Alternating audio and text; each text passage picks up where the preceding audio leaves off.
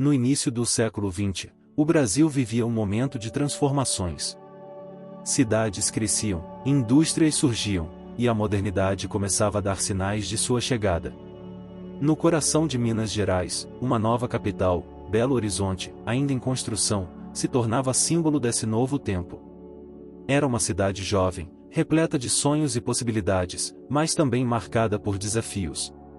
Em meio a ruas de paralelepípedos, pequenas casas de tijolos e campos abertos de terra batida, algo começava a surgir que iria transformar para sempre o cenário esportivo e cultural de Minas Gerais.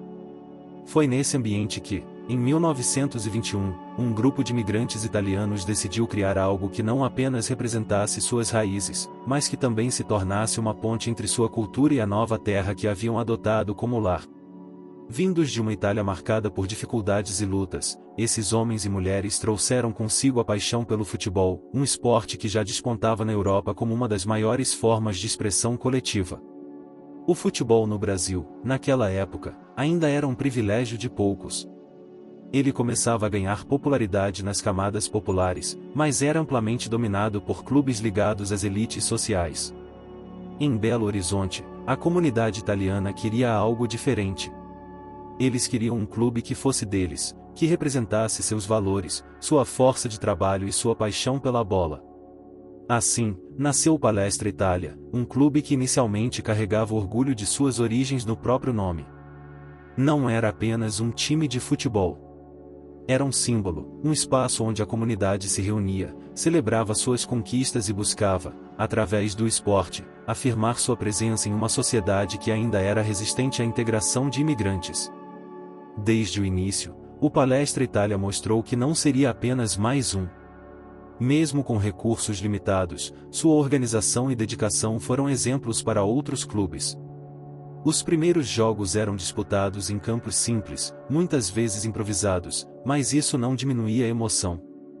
O uniforme verde e branco do time, costurado manualmente, era um símbolo de orgulho. Cada partida era uma batalha, mas também uma festa. A cada gol marcado, a comunidade comemorava como se fosse uma vitória pessoal. Mas a grande força do clube estava fora de campo, sua torcida. Os italianos e seus descendentes enchiam as arquibancadas de madeira com bandeiras, cânticos e uma energia que fazia os jogadores se sentirem invencíveis. O Palestra Itália cresceu rapidamente, conquistando respeito e admiração, não apenas entre os seus, mas também entre outros grupos da cidade. O futebol começava a derrubar barreiras culturais. Porém, como toda grande história, o caminho do Palestra Itália não seria fácil. No início dos anos 1940, o mundo foi abalado pela Segunda Guerra Mundial. O Brasil, alinhado aos países aliados, passou a viver um ambiente de desconfiança em relação a qualquer coisa associada às nações do eixo. De repente, o nome Palestra Itália, que tanto simbolizava orgulho para seus fundadores, tornou-se um problema. Pressões políticas e sociais se intensificaram. Era impossível manter a identidade italiana no contexto de um Brasil em guerra contra as potências do eixo. O clube, que já havia conquistado o coração dos mineiros, estava agora diante de uma escolha difícil: abandonar seu nome e parte de sua história, ou arriscar perder tudo o que havia construído. Foi nesse momento que os dirigentes do clube mostraram uma resiliência que se tornaria a marca registrada da instituição. Decidiram que, para sobreviver, era necessário se transformar. Deixaram para trás o nome Palestra Itália e adotaram uma nova identidade, algo que representasse não apenas suas origens, mas também o futuro que eles desejavam. Em 1942, o clube foi rebatizado como Cruzeiro Esporte Clube. O nome foi inspirado na constelação do Cruzeiro do Sul, símbolo do Brasil e das esperanças de um povo que buscava se reencontrar em meio às adversidades. A cor do uniforme foi alterada para azul, um tom que simbolizava o céu de Minas Gerais, e o escudo foi adornado com estrelas que brilhavam como a própria ambição do clube. A mudança não foi apenas simbólica, foi transformadora. O Cruzeiro Esporte Clube agora era um time que pertencia a todos, não apenas à comunidade italiana. Ele se tornou um símbolo de Minas Gerais, um clube que carregava em sua essência a união, a superação e o desejo de alcançar as estrelas. Mas, apesar das dificuldades, a alma do clube permaneceu intacta. Os torcedores, antigos e novos, abraçaram o Cruzeiro com a mesma paixão de antes. Dentro de campo, os jogadores continuaram a mostrar a garra e a determinação que caracterizavam o time desde os seus primeiros dias. E assim, o Cruzeiro começou a trilhar um caminho que o levaria a se tornar uma das maiores forças do futebol brasileiro e mundial. O nascimento do Cruzeiro não foi apenas uma mudança de nome. Foi um renascimento. Foi a prova de que, mesmo diante das maiores adversidades, é possível se reinventar sem perder a essência. E esse espírito de luta, de superação e de paixão pelo futebol seria a base de todas as conquistas que o clube alcançaria nos anos seguintes. A história do Cruzeiro Esporte Clube é mais do que a história de um time. É a história de um povo, de uma cultura e de uma paixão que não conhece limites. É a história de como as raízes podem ser preservadas mesmo quando se busca alcançar novas alturas. E é a prova de que, como as estrelas no céu de Minas, o Cruzeiro nasceu para brilhar, sempre. O Cruzeiro Esporte Clube renascia. Nos anos 1940, o novo nome, o novo escudo e o uniforme azul estrelado já preenchiam os campos de Belo Horizonte com uma energia renovada. Mas a essência do time, construída sobre suor, paixão e o desejo de vencer, permanecia intacta. O desafio era claro, transformar o recomeço em conquistas. A década de 1950 trouxe tempos de crescimento. O futebol mineiro ganhava cada vez mais relevância no cenário nacional, e o Cruzeiro começava a construir sua identidade de força e superação. Os jogos no estádio JK, mais tarde, no Independência, tornaram-se palco de batalhas memoráveis. Cada drible, cada defesa, cada gol era celebrado como um passo rumo ao reconhecimento definitivo. Mas o que verdadeiramente moldava o Cruzeiro não eram apenas os resultados no campo. Era sua relação com o povo. O clube se tornará a expressão das ruas, das vozes que ecoavam pelos bairros operários e dos torcedores que, com esforço, compravam seus ingressos para apoiar o time. Não era incomum ver crianças com camisetas azuis improvisadas correndo pelas ruas de terra, sonhando em ser os próximos heróis do Cruzeiro. Porém, no final dos anos 1950, surgiu um desafio ainda maior, a construção do Mineirão. Belo Horizonte passava por uma transformação urbanística, e o futebol mineiro se preparava para uma nova era. O Mineirão não seria apenas um estádio, seria um templo do esporte, um palco grandioso para os maiores espetáculos. Para o Cruzeiro, isso significava uma oportunidade, mas também uma enorme responsabilidade. Quando o Mineirão foi inaugurado em 1965, o Cruzeiro foi uma das forças que logo se destacou no novo cenário. Os primeiros anos no Gigante da Pampulha foram marcados por uma adaptação ao novo ambiente. As arquibancadas imensas, que agora podiam receber milhares de torcedores, ecoavam os gritos da torcida azul. Mas o clube sabia que não bastava preencher as arquibancadas, era preciso conquistar glórias para honrar seu novo lar. Foi então que, no final dos anos 1960, surgiu uma geração que mudaria tudo. Sob o comando do técnico Ayrton Moreira, o Cruzeiro começou a se destacar de forma definitiva no cenário nacional. O elenco era jovem, habilidoso e tinha fome de vitórias. Entre eles, um nome começava a se destacar: Tostão. Eduardo Gonçalves de Andrade, o Tostão, era mais do que um jogador. Ele era um artista da bola, um gênio em campo. Sua visão de jogo, seus passes precisos e sua capacidade de decidir partidas rapidamente o transformaram na grande esperança do clube. Ao lado de outros talentos como Piazza, Dirceu Lopes e Natal, Tostão liderava um time que não apenas jogava bem, mas encantava. E foi em 1966 que o Cruzeiro teve a chance de mostrar ao Brasil e ao mundo a força da sua camisa. A final da Taça Brasil daquele ano colocou o Cruzeiro frente a frente com o Santos de Pelé, um dos maiores times da história do futebol. O Santos era o gigante incontestável, com um elenco que parecia imbatível. Mas o Cruzeiro acreditava no impossível. No primeiro jogo, realizado no Mineirão, o Cruzeiro escreveu um dos capítulos mais brilhantes de sua história. Com um futebol rápido, envolvente e cheio de personalidade, o time mineiro surpreendeu o país ao vencer o Santos por 6-2. Aquele placar não foi apenas uma vitória, foi uma declaração de que o Cruzeiro havia chegado ao topo para ficar. O segundo jogo, realizado na Vila Belmiro, também foi uma batalha épica. O Santos buscava desesperadamente reverter o resultado, mas o Cruzeiro, com maturidade e determinação, segurou o empate por 3-3. Quando o árbitro apitou o final da partida, o Cruzeiro conquistava sua primeira grande glória nacional, a Taça Brasil. A vitória foi muito mais do que um título. Ela consolidou o Cruzeiro como um dos grandes clubes do Brasil. A camisa azul estrelada agora carregava uma história que transcendia Minas Gerais. A conquista de 1966 foi o momento em que o Cruzeiro deixou de ser apenas um clube regional para se tornar uma força nacional, respeitada e temida por todos os adversários. A primeira estrela, como ficou conhecida a conquista da Taça Brasil, não apenas coroou o trabalho de uma geração talentosa, mas também reforçou os valores que sempre guiaram o Cruzeiro, e a coragem de enfrentar os maiores desafios, a união dentro e fora de campo e a paixão incondicional pelo futebol. O Cruzeiro agora estava pronto para buscar novas conquistas. O Mineirão, que testemunhara aquele momento mágico, tornava-se a casa de um gigante. E a torcida, cada vez maior e mais apaixonada, sabia que aquele era apenas o começo. A primeira estrela brilhava no céu, mas o Cruzeiro, como as estrelas que inspiraram seu nome, sabia que havia espaço para muitas mais. Afinal, o time nascido da força de um povo e alimentado por sonhos jamais se contentaria com pouco. O Cruzeiro estava destinado a brilhar, sempre. A conquista da Taça Brasil em 1966 foi um marco, mas para o Cruzeiro Esporte Clube, significava apenas o começo de uma nova era. O clube, que já havia demonstrado sua força e conquistado o respeito nacional, agora enfrentava a responsabilidade de se consolidar como uma potência.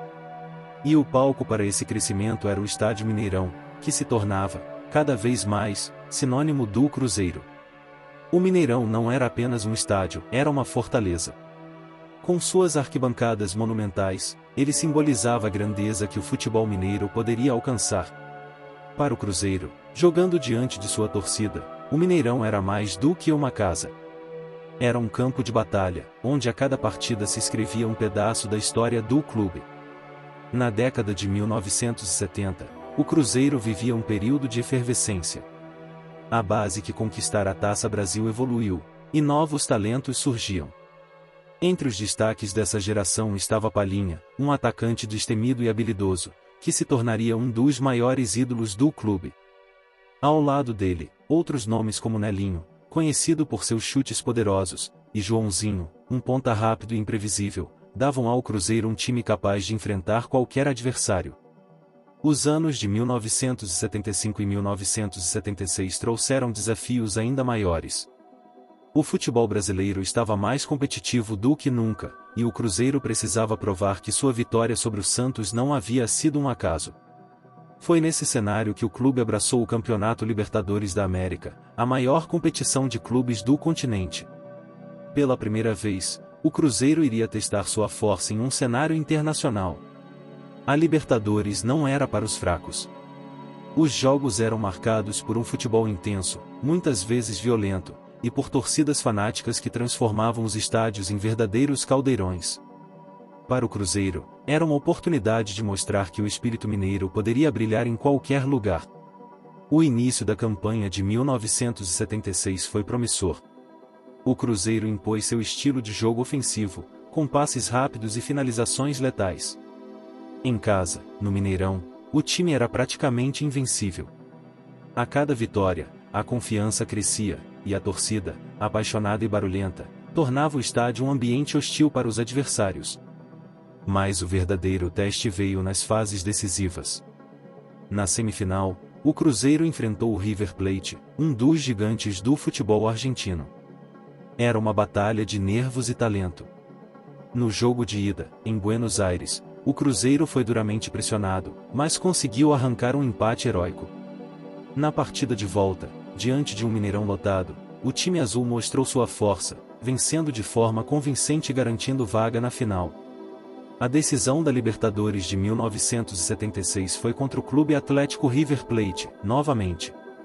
A disputa seria em 3 partidas, e o Cruzeiro sabia que cada detalhe seria crucial. No primeiro jogo, em Belo Horizonte, o time deu um espetáculo, vencendo por 4-1 e levantando a confiança de todos. No entanto, na partida de volta, em Buenos Aires, o River Plate mostrou sua força, vencendo por 2-1 e levando a decisão para um terceiro confronto. O terceiro jogo foi realizado em Santiago, no Chile. Era um terreno neutro, mas a pressão era gigantesca. O River Plate tinha experiência e tradição, enquanto o Cruzeiro carregava a expectativa de um país inteiro. A partida foi equilibrada, com momentos de tensão a cada lance. Foi então, aos 43 minutos do segundo tempo, que a estrela de Joãozinho brilhou. Com uma cobrança de falta perfeita, ele marcou o gol que deu ao Cruzeiro a vitória por 3-2 e seu primeiro título da Libertadores. O apito final trouxe lágrimas e comemorações. O Cruzeiro havia superado não apenas os adversários em campo, mas também as dúvidas e os desafios de ser um clube em busca de afirmação. O título da Libertadores de 1976 era muito mais do que uma taça, era a consagração do Cruzeiro como um gigante do futebol continental. A glória da conquista foi sentida por toda a torcida. O Mineirão, mesmo vazio naquela noite, parecia vibrar com a energia que vinha de Santiago. Em Belo Horizonte, milhares de torcedores tomaram as ruas para celebrar.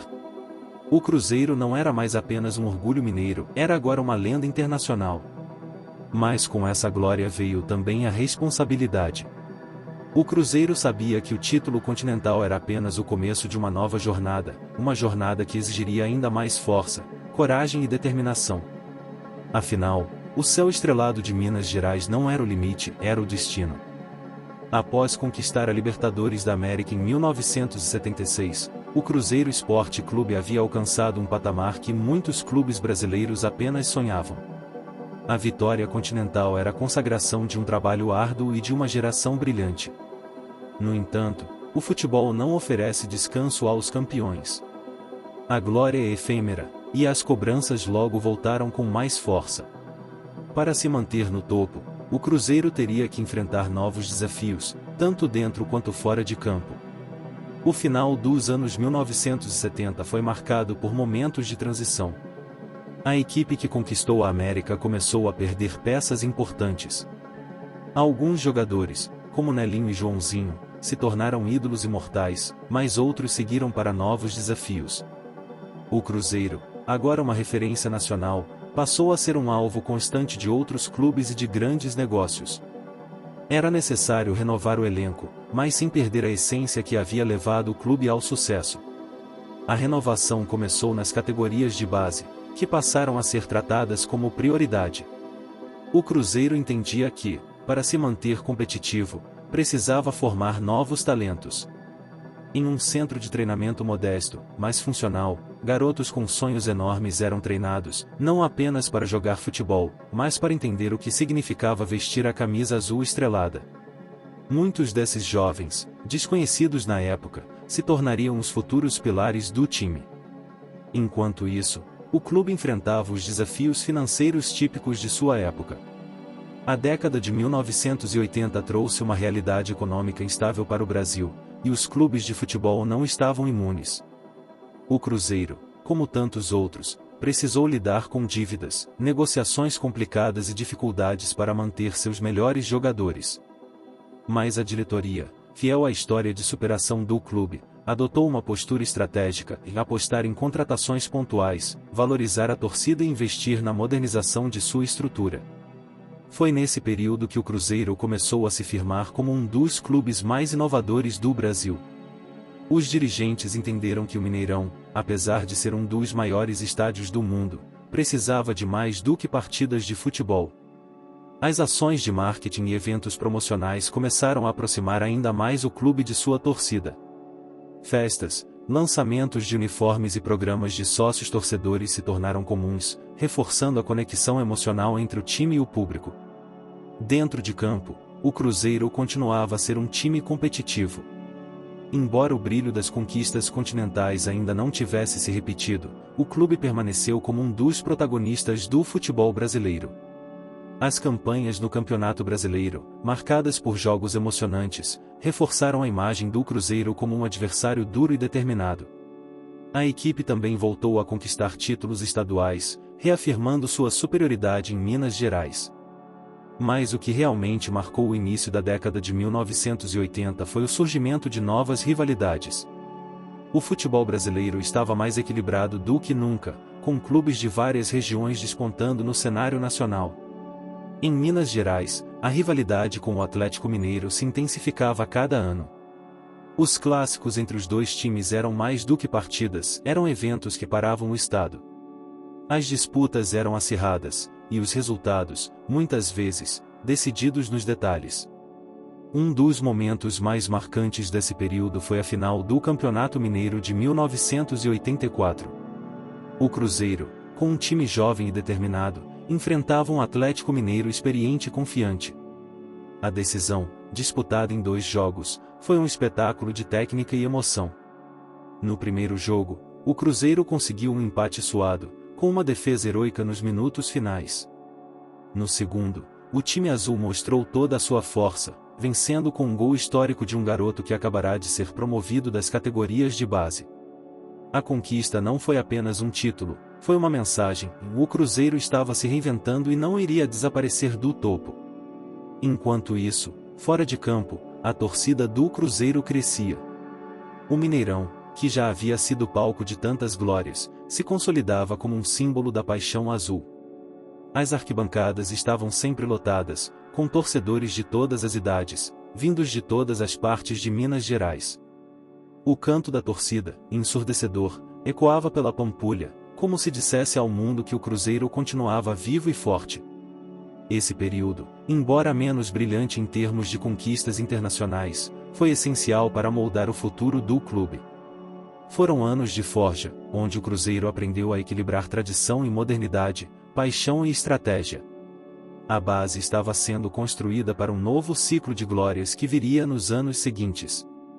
Os anos 1990 chegaram trazendo uma nova dinâmica para o futebol brasileiro, e o Cruzeiro Esporte Clube estava decidido a se reinventar. A conquista da Libertadores de 1976 havia colocado o clube entre os grandes do continente, mas 2 décadas de altos e baixos reforçaram que o futebol exige reinvenção constante. Agora, o Cruzeiro se preparava para não apenas voltar ao topo, mas consolidar-se como uma potência duradoura.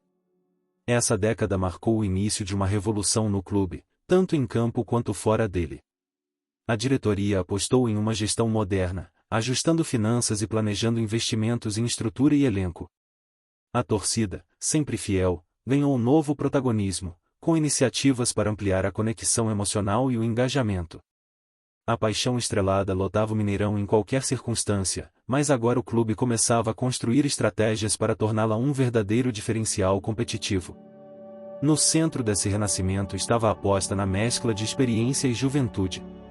O Cruzeiro investiu pesado na revelação de talentos nas categorias de base, e foi aí que surgiu um dos maiores nomes de sua história, Ronaldo Luiz Nazário de Lima, o fenômeno. Ainda adolescente, Ronaldo encantou o Brasil com sua habilidade sobrenatural, explosão física e faro de gol. Em 1993, aos 17 anos, ele já era o terror das defesas adversárias, protagonizando momentos mágicos que marcaram os torcedores para sempre. Um desses momentos aconteceu na final da Copa do Brasil de 1993, um título que o Cruzeiro ansiava havia anos. No confronto decisivo contra o Grêmio, Ronaldo brilhou ao marcar um dos gols que selaram a vitória cruzeirense. Mais do que um título, aquele troféu simbolizou a força do novo Cruzeiro, jovem, audacioso e determinado a se tornar novamente uma referência nacional e internacional. A saída precoce de Ronaldo para a Europa em 1994 foi um golpe, mas também um reconhecimento de que o clube era uma fábrica de talentos com alcance global. O dinheiro da transferência foi reinvestido com sabedoria, permitindo que o Cruzeiro fortalecesse seu elenco com jogadores que escreveriam outros capítulos brilhantes na história estrelada. O ápice desse esforço veio em 1997, na tão esperada Copa Libertadores da América. Desde 1976, a torcida sonhava com a segunda conquista continental, e o clube parecia preparado para realizar esse desejo. Comandado por craques como Dida, o gigante sob as través, Palhinha, maestro no meio-campo, e Marcelo Ramos, goleador frio e decisivo, o Cruzeiro montou um elenco capaz de encarar qualquer desafio. A campanha começou com partidas intensas e cheias de emoção. No Mineirão, o time era imbatível, embalado pela força da torcida. Fora de casa, enfrentou desafios que testaram a resiliência do grupo, viagens longas, estádios hostis e confrontos contra adversários que jogavam com o coração em busca de suas próprias histórias de glória. Cada partida era uma lição de superação. A semifinal contra o Grêmio, velho rival da Copa do Brasil, foi um marco de tensão e intensidade. No jogo de ida, em Porto Alegre, o Cruzeiro arrancou um empate heróico em uma das atuações mais sólidas de Dida, que realizou defesas milagrosas. No jogo de volta, no Mineirão, o clima era elétrico. Mais de 90 mil vozes formavam uma muralha emocional em torno do time. O gol da vitória veio em uma jogada coletiva perfeita, arrancando lágrimas de alegria de jogadores e torcedores. Com a classificação garantida, o Cruzeiro enfrentaria o Sporting Cristal, do Peru, na final. A primeira partida, disputada em Lima, foi marcada pela cautela de ambos os lados. O empate por 0-0 deixava tudo em aberto para o jogo de volta. Belo Horizonte parou na noite de 13 de agosto de 1997. O Mineirão, tomado por uma multidão apaixonada, vibrava em cada canto. Faixas, bandeiras e gritos uníssonos transformaram o estádio em um caldeirão de energia. O jogo decisivo foi tenso, com oportunidades para ambas as equipes. O Cruzeiro buscava o gol com inteligência, enquanto o Sporting Cristal se defendia com unhas e dentes, tentando surpreender nos contra-ataques. O empate parecia persistir até que, aos 30 minutos do segundo tempo, o destino interveio. Após uma tabela rápida pelo meio, a bola chegou aos pés de Livelton, que chutou com precisão cirúrgica no canto do goleiro. O Mineirão explodiu em êxtase. O grito de gol ecoou por toda Belo Horizonte, e o relógio pareceu parar enquanto os torcedores seguravam a respiração nos minutos finais. Quando o árbitro apitou o fim do jogo, o Cruzeiro era bicampeão da Libertadores. A festa foi instantânea, espontânea e gigantesca. Milhares de torcedores invadiram as ruas da capital mineira, transformando a cidade em um mar azul de alegria. Aquela conquista não era apenas mais um troféu. Era a reafirmação do Cruzeiro como uma potência continental, a culminação de anos de trabalho, superação e paixão. O título de 1997 ressoou muito além de Minas Gerais, levando o nome do Cruzeiro para um patamar ainda maior no cenário internacional. A vitória na Copa Libertadores de 1997 foi o momento que o Cruzeiro tanto aguardava, mas, ao mesmo tempo, ela representou o início de um novo ciclo, e um ciclo de desafios internacionais e de reafirmação do clube no cenário global. Com o título, o Cruzeiro não apenas se consolidou como uma potência nacional, mas se catapultou para o reconhecimento internacional. Era hora de provar que o time estrelado estava pronto para jogar nos maiores palcos do mundo. E a Copa Intercontinental de 1997, disputada contra o Manchester United na Japão, seria o primeiro grande teste. Naquele momento, a expectativa era de que o Cruzeiro enfrentaria uma verdadeira prova de fogo.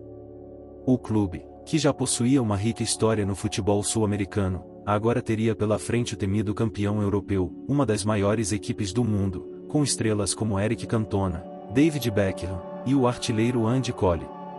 Mas o Cruzeiro, com a confiança da sua torcida e a garra de um time maduro, sabia que não havia adversário impossível. O elenco, recheado de qualidade e experiência, estava pronto para encarar os gigantes de igual para igual. O Mineirão, tradicionalmente o caldeirão que arrebentava nas noites de decisões importantes, agora tinha seu reflexo no campo internacional. No Japão, o Cruzeiro se apresentou com sua força característica, e o técnico Levir Coupe, que havia comandado a equipe na Libertadores, seguiu seu trabalho, comandando o time com confiança e foco. A partida contra o Manchester United foi histórica, mas o Cruzeiro não conseguiu alcançar o tão sonhado título mundial, sofrendo uma derrota. A experiência foi valiosa, e o clube voltava para o Brasil com a certeza de que sua missão não estava concluída, mas apenas começando. A sequência do time estrelado após aquele desafio não foi fácil. Ao retornar ao Brasil, o Cruzeiro teve de lidar com a pressão de manter a excelência e a supremacia nacional. O Campeonato Brasileiro de 1998 seria uma das grandes oportunidades para reafirmar a força do Cruzeiro no cenário nacional, com a equipe enfrentando adversários que vinham com um futebol de alta qualidade. O campeonato daquele ano, com disputas intensas e decisões duras, demonstrava a competitividade crescente do futebol brasileiro. Mas o Cruzeiro não desistiu de sua ambição.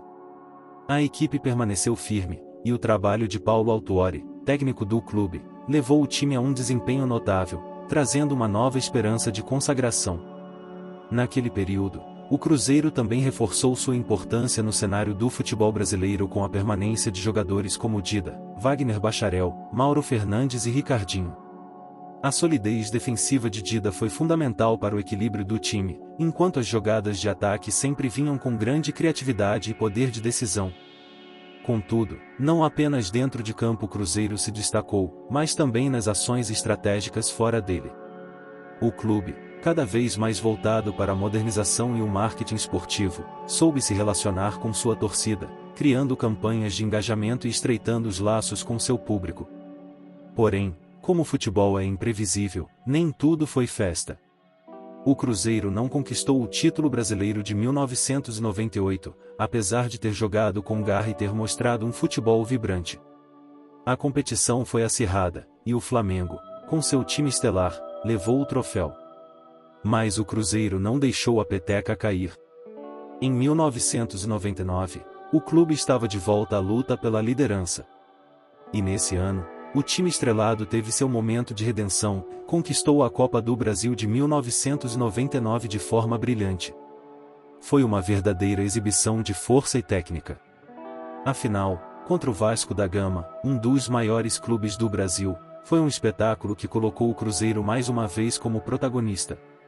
O time fez um primeiro jogo praticamente perfeito e, no segundo jogo, selou a vitória com uma atuação impecável, em especial do craque Wagner Bacharel, que estava em grande forma. A conquista da Copa do Brasil não só devolveu ao Cruzeiro a sua confiança, como trouxe o clube de volta aos holofotes como uma potência nacional, novamente em alta com sua torcida. Nesse ínterim, o Cruzeiro se consolidava como um clube admirado e respeitado em todo o Brasil. Além de sua força dentro de campo, o time começava a formar uma verdadeira identidade com a sua torcida. As cores azul e branca já não eram apenas uma marca registrada no estado de Minas Gerais, mas eram sentidas em cada canto do Brasil. A paixão da torcida era algo contagiante, e em cada jogo, o Mineirão parecia ser o centro do universo. Foi também a década de 2000 que viu a chegada de novos ídolos ao Cruzeiro, como Alex, um meia genial e criativo, que se tornou uma das maiores figuras da história recente do clube. Sua visão de jogo e seus passes magistralmente executados encantaram a torcida, que se entregava cada vez mais ao time, desejando ver o Cruzeiro no topo mais uma vez. Porém, apesar de uma geração talentosa e vitoriosa, o Cruzeiro teve de lidar com as difíceis fases que o futebol impõe. Nem sempre o time se manteve entre os campeões, mas a história do clube se perpetuava, escrita por vitórias e fracassos. O Cruzeiro era um time que, a cada nova temporada, demonstrava sua capacidade de se reinventar e conquistar. O fim da década de 1990 e o início dos anos 2000 trouxeram para o Cruzeiro uma fase de ouro, marcada por conquistas memoráveis e um futebol envolvente que encantava o Brasil e o mundo. O clube, após a consagração na Copa do Brasil de 1999, se preparava para um novo capítulo de sua história. Se as glórias do passado haviam cimentado a identidade cruzeirense, o novo ciclo de conquistas vinha para reafirmar que o time estava mais forte do que nunca. O ano de 2003 seria um dos mais brilhantes da história do Cruzeiro Esporte Clube. Sob a liderança do técnico Paulo Autuori, que havia levado o time a grandes vitórias em sua gestão anterior, o clube iniciou a temporada com um elenco de respeito. Mas foi durante o Campeonato Brasileiro de 2003 que o Cruzeiro realmente fez história. A campanha daquela edição do torneio foi absolutamente impressionante. O time não só dominou o campeonato, mas fez isso com uma marca de futebol vistoso, envolvente de altíssimo nível técnico. O Cruzeiro não deixou dúvidas de que era o melhor time do país. Em um campeonato recheado de grandes equipes e jogadores, o Cruzeiro se impôs com uma força coletiva jamais vista. Alex, O craque do time era o cérebro de uma máquina perfeitamente ajustada. Seus passes e visão de jogo deixavam adversários atonitos, e sua qualidade técnica o transformaram em um dos maiores ídolos da história do clube. Além dele, outros jogadores como Ricardinho, Marcos Senna e Ronaldo Luiz, já consagrado mundialmente, deram a esse time uma mistura de juventude e experiência que encantava a todos. A equipe, além de talentosa, tinha uma união inabalável, e o espírito coletivo se refletia a cada vitória. A liderança no Campeonato Brasileiro foi incontestável. Os números falavam por si só. O Cruzeiro terminou a competição com uma vantagem de pontos que se tornava impensável diante da qualidade dos times concorrentes. O time conquistou o título de forma brilhante com uma consistência que lhe conferiu um status de time imbatível. Mas o que mais se destacou nesse título não foi apenas a superioridade técnica, mas a forma como o clube conquistou o coração de todos os brasileiros. Sua campanha foi histórica, e o Cruzeiro se consagrou campeão com a sua marca registrada, um futebol de toque refinado, passes rápidos e uma postura ofensiva incansável. A festa, ao final do campeonato, foi monumental. A cidade de Belo Horizonte se transformou em um mar azul, com os torcedores do Cruzeiro celebrando a conquista que vinha coroar um dos times mais impressionantes da história do futebol brasileiro. O Mineirão, novamente palco da consagração, testemunhou a alegria da torcida cruzeirense. A conquista do Campeonato Brasileiro de 2003 foi mais do que um troféu, foi um símbolo da grandeza do Cruzeiro, que, com sua força e talento, havia se tornado imbatível no cenário nacional. Mas o sucesso não se limitava apenas ao Brasil. O Cruzeiro estava pronto para conquistar o continente, e em 2004, a Copa Sul-Americana, o torneio mais importante da América do Sul, foi o próximo passo. A competição representava a oportunidade de mais uma consagração internacional. Com um elenco recheado de jogadores consagrados e outros que se destacavam no futebol mundial, o Cruzeiro encarou a competição com a mesma confiança que marcou sua campanha no Campeonato Brasileiro de 2003. Na final da Sul-Americana, o Cruzeiro enfrentou o Boca Juniors, tradicional e gigante clube argentino, dono de uma história repleta de glórias internacionais. O confronto foi de altíssimo nível, com uma tensão crescente e um clima de rivalidade que só os grandes clubes do continente conseguem gerar. Nos 2 jogos da final, o Cruzeiro mostrou que não tinha medo de enfrentar o Boca em sua casa, na Bombonera, nem mesmo nas condições adversas. A equipe cruzeirense, com o espírito de luta e a qualidade técnica, conquistou a vitória e levantou o troféu da Copa Sul-Americana, confirmando sua força internacional e sua posição como um dos maiores clubes da América do Sul. A conquista da Sul-Americana de 2004 foi um marco importante, consolidando ainda mais a posição do Cruzeiro no topo do futebol continental. Mas, como todo time grande, o Cruzeiro sabia que sempre haveria novos desafios pela frente. As glórias passadas eram motivos de celebração, mas também serviam como combustível para mais ambições. A torcida, já acostumada com o brilho do clube, sabia que a estrela cruzeirense ainda brilharia muito mais. O time de 2003 e 2004, portanto, não foi apenas uma era de títulos e conquistas, mas também de um futebol inesquecível, com jogadas criativas, espírito coletivo e, acima de tudo, a entrega incondicional dos jogadores. O Cruzeiro Esporte Clube estava no auge de sua história. O mundo estava aos pés do time estrelado, e a sensação era de que não havia limites para o que aquele time poderia alcançar. A história do Cruzeiro, marcada por conquistas grandiosas, como as vitórias na Copa Libertadores, Campeonato Brasileiro e Copa Sul-Americana, parecia estar em um ponto de transição. Os primeiros anos dos anos 2000 consolidaram o clube como uma das maiores potências do futebol brasileiro e sul-americano. No entanto, como em todo grande clube, o futebol trazia desafios constantes, e o Cruzeiro, imerso em um momento de forte euforia, começava a se deparar com novos obstáculos. O sucesso, tão almejado e conquistado, gerava, também, uma pressão maior por parte da torcida e da imprensa. A competitividade no futebol brasileiro e mundial nunca foi tão acirrada. Após os títulos da Copa do Brasil e do Campeonato Brasileiro de 2003, e a vitória internacional na Copa Sul-Americana de 2004, o Cruzeiro se viu diante da necessidade de se manter no topo. A base conquistada, com um elenco talentoso e uma gestão que prometia modernização e crescimento, fez do clube um exemplo de força. No entanto, o futebol não perdoa e sempre exige que se busque a inovação constante. Em 2009, o Cruzeiro passava por mudanças estruturais e um momento de reflexão sobre sua própria identidade. Com a chegada de novos nomes no comando do time e uma gestão diferente da anterior, o clube tentava se adaptar ao futebol que evoluía. Aquela geração vitoriosa de 2003 a 2004 já não era mais a mesma. Alguns dos ídolos haviam saído ou estavam no fim de suas carreiras, e o time precisava ser renovado. O mercado, competitivo como nunca, fazia com que as negociações de jogadores ficassem cada vez mais difíceis, com clubes estrangeiros sempre de olho nas promessas da base cruzeirense. Alguns jovens talentos, como Valisson, Thiago Ribeiro e Diego Renan, surgiram como promissores, mas a transição para o novo Cruzeiro não foi fácil. No entanto, o clube não permitiu que esse momento de transição fosse visto como um retrocesso. A vontade de se reerguer fez com que o Cruzeiro se reestruturasse internamente e olhasse para o futuro. Apesar de não conquistar o título nacional em 2009, o time teve uma participação notável no Campeonato Brasileiro e também no Campeonato Mineiro, disputando até as últimas rodadas. O Mineirão, sempre palco de emoções, seguiu sendo a casa do clube, onde a torcida incansável empurrava o time. Além disso, o Cruzeiro se manteve competitivo internacionalmente, ainda buscando uma vaga para mais uma Libertadores. No Campeonato Brasileiro, o Cruzeiro lutava como sempre, com garra e determinação, e quando menos se esperava, o time se viu dentro da briga pela classificação para a competição continental. O ano de 2013 marcou um retorno triunfante.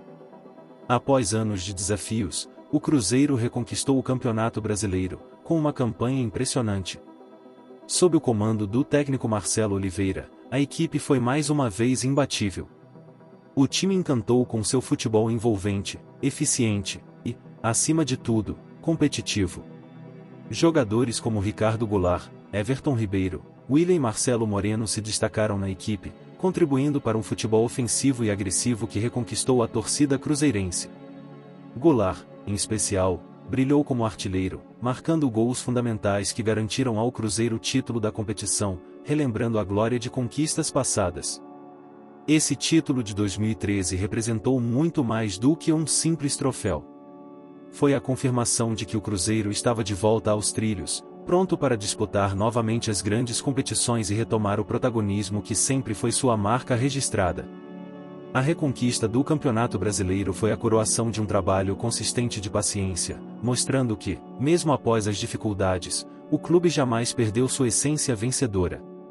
Mas o Cruzeiro também sabia que os títulos não vinham sem sacrifícios.